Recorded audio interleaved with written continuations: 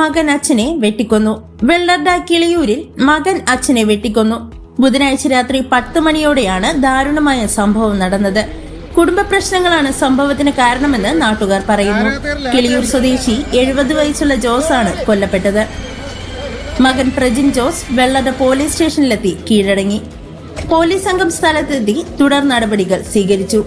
സംഭവ സമയത്ത് പ്രജിന്റെ അമ്മ സുഷമകുമാരി വീട്ടിലുണ്ടായിരുന്നു. ബോധരഹിതയായ ഇവരെ സ്വകാര്യ ആശുപത്രിയിൽ പ്രവേശിപ്പിച്ചു. ചൈനയിൽ മെഡിസിൻ പഠിക്കുകയായിരുന്നു പ്രജിൻ. കോവിഡിനെ തുടർന്ന് പഠനം നിർത്തി നാട്ടിലെത്തി. സ്വതന്ത്രമായി ജീവിക്കാൻ വീട്ടുകാർ അനുവദിക്കുന്നില്ലെന്നാണ് പ്രതിയുടെ മൊഴി. പ്രജിനെ വെള്ളർഡ പോലീസ് ചോദ്യം ചെയ്യുകയാണ്. ജോസിന്റെ മൃതദേഹം തിരുവനന്തപുരം മെഡിക്കൽ കോളേജിലേക്ക് മാറ്റി.